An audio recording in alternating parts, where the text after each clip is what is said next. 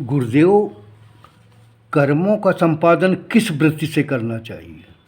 कर्मों का संपादन अध्यात्म वृत्ति से करना चाहिए। अध्यात्म वृत्ति के अर्थ होते हैं कि भगवान से युक्त होकर, उनके मतपरायण होकर, उनमें अपना चित्त उनमें पिरोकर कर्म करना चाहिए और न उसमें संताप होना चाहिए, न कामना होनी चाहिए, न कोई आसक्ति होनी चाहिए। यही भगवान का मत है। भगवान कहते हैं कि जो हमारे इस मत का पालन करता है उसकी विकास होता है। जो इसमें द्वेष करता है या दोष दृष्टि से इसको देखता है उस नाश को प्राप्त होता है। तो स्वधर्म से क्या तात्पर्य है? स्वधर्म के वैसे तो अर्थ पीछे बताए जा चुके हैं कि स्वधर्म एक होता है लौकिक धर्म का निर्वाह और दूसरा होता है स्वधर्म, स्व प्लस धर्म, आत्मा का धर्म। लेकिन यहाँ स्वधर्म के अर्थ होते हैं स्वाभाविक धर्म, स्वभाव से उत्पन्न धर्म। स्वभाव से उत्पन्न धर्म में अहंकार बस कोई निर्णय लिया जाता है तो वो नहीं चलता।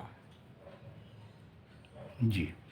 स्वधर्म के शत्रु कौन कौन से होते हैं? स्वधर्म के दो शस्त्र हैं, राग और द्वेष नाम के क्लेश जो इंद्रियों में या अंतःकरण में छिपे रहते हैं और वहाँ से विघ्न उत्पन्न करने की चेष्टा करते हैं। जी। पर धर्म को भयावह क्यों कहा गया है? पर धर्म जो है वो स्वभाव या प्रकृति के अगेंस्ट चलता है। तो जो इंसान की प्राकृतिक वृत्तियाँ हैं, स्वाभाविक वृत्तियाँ हैं, उनके लिए जगह नहीं होती तो वो कुंठित हो जाती। कुंठित हो जाने से वो बुद्धि में, मन में विकार उत्पन्न करती। अच्छा, तो मनुष्य को परधर्म रूप पाप के लिए प्रेरित करने वाला कौन होता है? प्रेरित करने वाला काम होता है। काम के अनेक रूप होते हैं।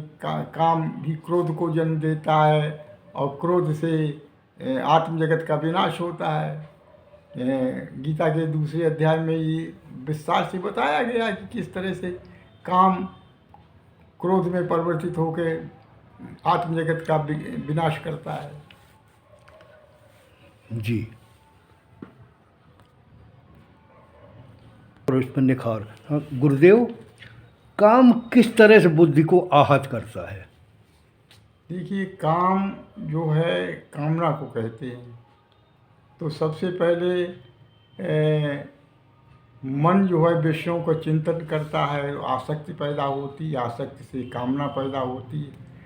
कामना अगर पूरी हो गई तो लोभ प्रवृत्ति को जन्म मिलता है। उसका विनाश चक्र शुरू होता है कि आदमी पहले अपने दूसरे के धन की लालसा करता, फिर गैर कानूनी लालसा करता, फिर तृष्णा उसको हो जाती है तो लोभ का चक्र शुरू हो जाता है। और लोभ काम पूरा नहीं हुआ तो क्रोध उत्पन्न होता है और क्रोध का काम विनाश चक्र प्रारंभ हो जाता है जो आत्म जगत को नष्ट कर देता है। जी। तो काम कहाँ कहाँ निवास करता है? काम के निवास स्थान 3 कहे गए। जी। इंद्रियां, मन और बुद्धि, ये उनको आवृत कर लेता है। जैसे धुआं अग्नि को और मैल शीशा को और ये गर्भ को आच्छादित करता है, वैसे ही आच्छादित कर लेता है। जी। तो काम पर विजय पाने का क्या उपाय होता है? आत्मज्ञान। जब तक आत्मा की शक्ति का ज्ञान नहीं होता है तब तक इंसान इनके काम के बस में रहता है। और जब उसके अंदर ये ज्ञात उसे ये हो जाता है कि शरीर से इंद्रियां बड़ी ताकतवर होती हैं, इंद्रियों से मन ताकतवर ज़्यादा होता है, मन से बुद्धि, बुद्धि से आत्मा, और साधन के रूप में इंसान